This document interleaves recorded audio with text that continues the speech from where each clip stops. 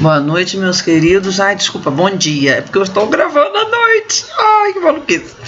Enfim, vamos dar continuação agora à literatura, volume 7. E os capítulos são o capítulo 13, realismo, e o capítulo 14, naturalismo. Dentro do capítulo 13, gente, isso é a continuação dos períodos literários, né?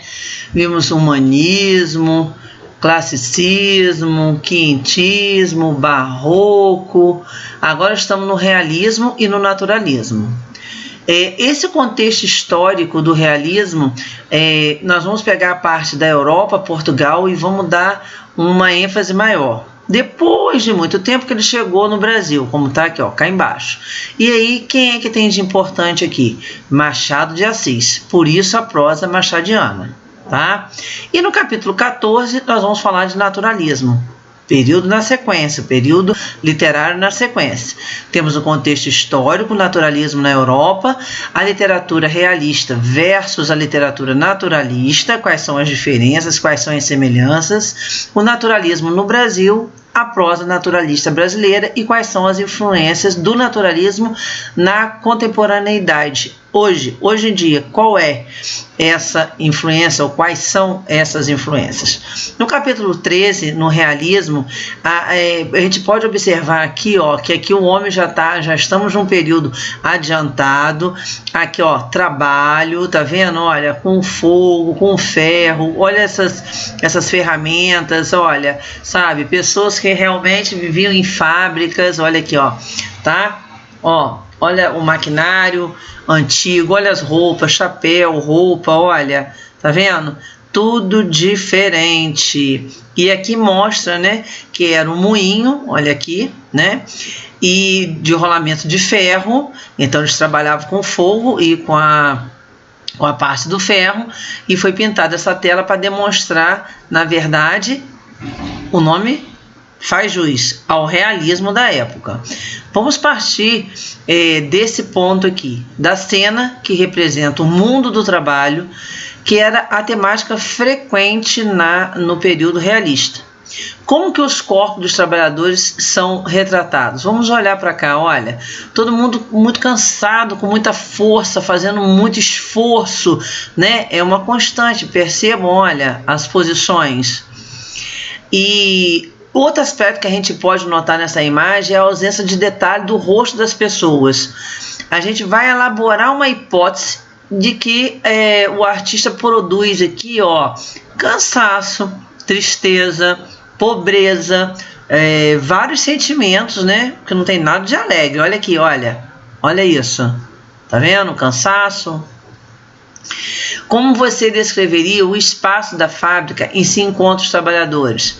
Espaço péssimo, pequeno, sujo, né? E ele lembra as representações da natureza segundo a estética clássica? Não. Isso aqui não tem nada de clássico. Clássico, como nós já vimos, é uma coisa mais rebuscada, era a burguesia. Aqui é o contrário. Aqui é a classe operária, né? As pessoas que precisavam trabalhar, as pessoas com dificuldade financeira. É uma outra vertente. Quais são os objetivos dessa unidade? Compreender os fatores que influenciavam esse surgimento do realismo, conhecer os aspectos centrais dele na Europa e em Portugal especificamente, identificar as principais características do realismo no Brasil e conhecer a obra literária de Machado de Assis, né? Madame Bovary. Madame Bovary, gente, é um clássico. Ele narra a história de uma jovem chamada Emma, criada no campo, e ela desejava viver uma vida burguesa, semelhante àquela dos livros que ela lia. Casa-se com um médico, Carlos, que não tinha tantas grandes ambições na vida. Frustrada com a vida entediante que levava, Emma começa a ter um relacionamentos extraconjugais. Então ela não teve só um, como uma válvula de escape.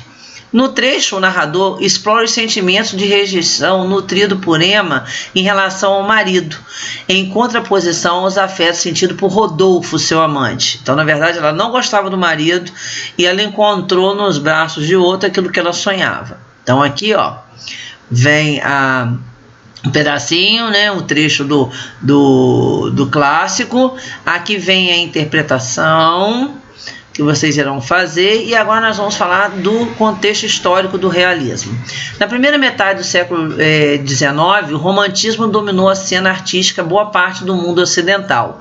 A partir da segunda parte desse século, a estética romântica começou a mostrar sinais de esgotamento. A visão de mundo romântica vinculava-se à afirmação do modo burguês, mas sempre uma perspectiva dupla. Tinha dois lados. De um lado, a crítica ferrenha das ambições da burguesia, que queria o poder, e do outro, né, a afirmação dos valores, e do outro, as aspirações pelo ideal de liberdade e igualdade. Então, era o rico e o pobre, um querendo continuar rico e o outro querendo ter a liberdade, poder ter igualdade, né, de condições. Os desdobramentos da Revolução Industrial, isso aqui é importantíssimo nessa época, como a urbanização crescente e desordenada das cidades, porque o pessoal veio todo do campo para cá, e com os avanços tecnológicos científicos, foi que deu esse olhar de realidade.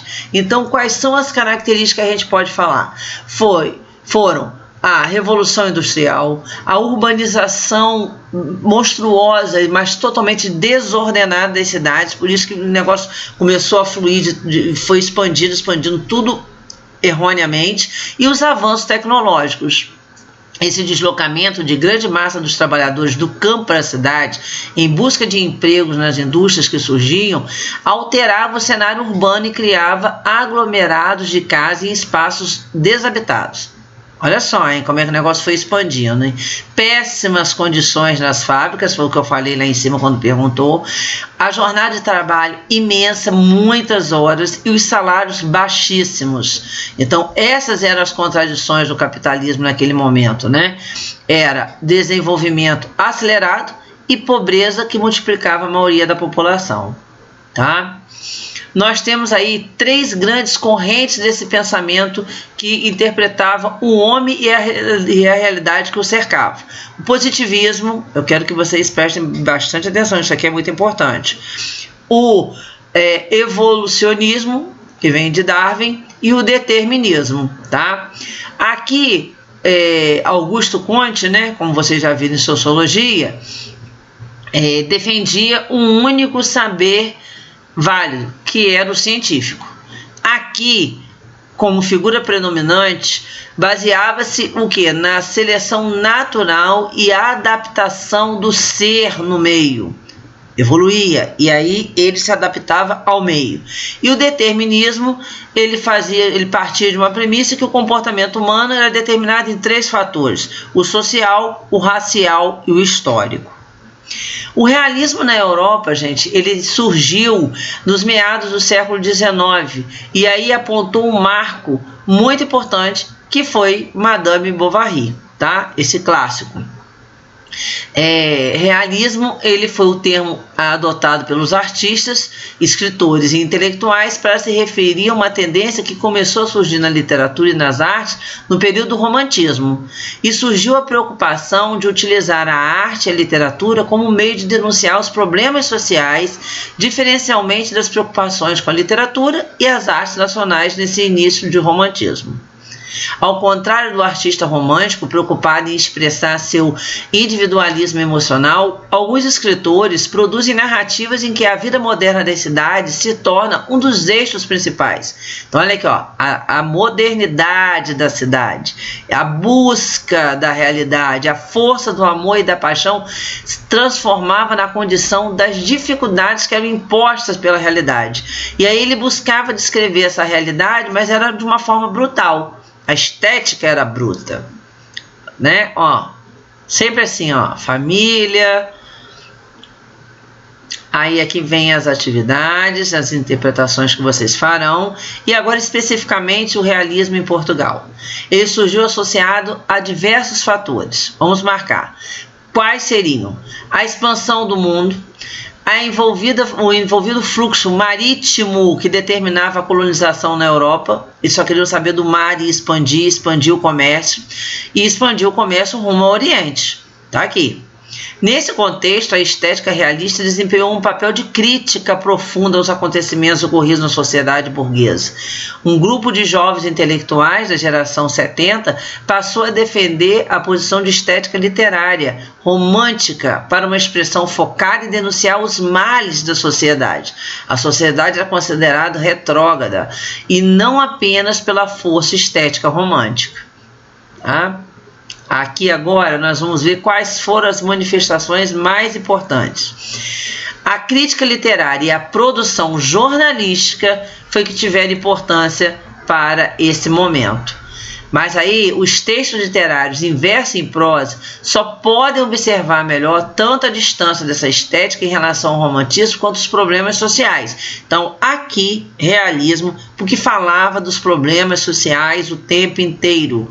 A poesia realista, ela apresenta uma temática variada, abrangia o quê? O cotidiano, o objeto de observação eram as camadas sociais mais pobres, a política, que era engajada numa crítica, era uma poesia metafísica, né?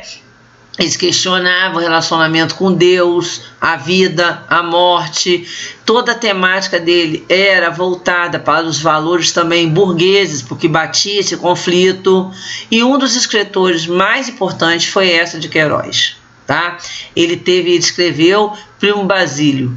E importantíssima essa obra também, tá? Também fala de amante, era o primo dela, enfim. Leia um trecho agora do Crime do Padre Amaro. Também muito legal esse livro. A história de um jovem padre designado a exercer o seu ofício de ser padre numa cidade, e assim que ele chega a esse destino, Amaro se hospeda na casa de uma beata, que tem uma filha chamada Amélia. Encantado com a moça, Amaro inicia o cuidadoso processo de sedução. O padre se apaixona perdidamente pela jovem, que se deixa envolver. Amaro, porém, não quer abandonar a condição de líder espiritual da comunidade, e Amélia passa a ser manipulada por Amaro até o momento que ela engravida. E aqui conta o que acontece, e eu acho que ela se mata no final, né? Depois a gente vai descobrir. Aqui tem a interpretação, e agora sim a gente chega ao realismo no Brasil. Na segunda metade do século XIX, no Brasil foi marcada por uma série de mudanças. A Guerra do Paraguai, aí começou aqui aquela, sabe, várias e várias guerras. Esse conflito, né, da batalha com 150 homens, Brasil e Uruguai. E foi somando o término da escravidão em 1888, a chegada desses imigrantes europeus que eles iam trabalhar na lavoura, no lugar dos escravos. E aí divide o país, gera problemas sociais que tem até hoje. A mão de obra composta de antigos escravos, agora libertos, que não se integrava mais a essa produção, então tinha que ter gente para produzir, e aí começaram os conflitos. Realmente aí ficou feia a coisa aqui no Brasil. Essa prosa realista, ela mostra que não houve poesia realista no Brasil.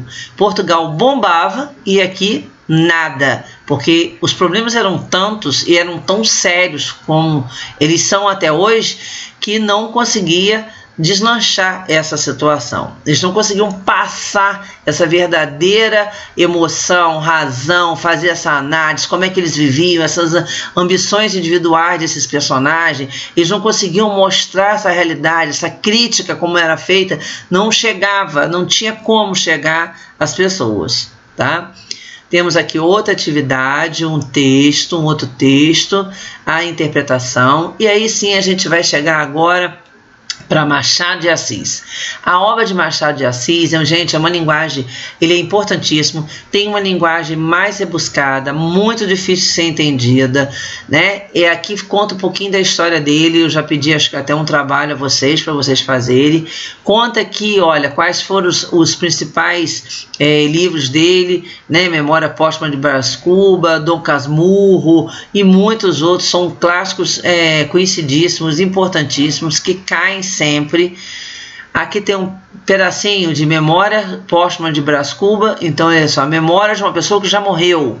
Pensa nisso, né? E aqui tem um pedacinho, tem a interpretação dele. Aqui continua, né, a parte dos exercícios. Aqui tem uma organização de ideias pedindo para montar um quadro com todas essas informações aqui. E aí sim, em um outro momento, nós vamos vir e corrigir o hora do estudo. Então, por favor, vocês façam. Um beijo carinhoso e a gente volta daqui a pouco, tá? Beijo.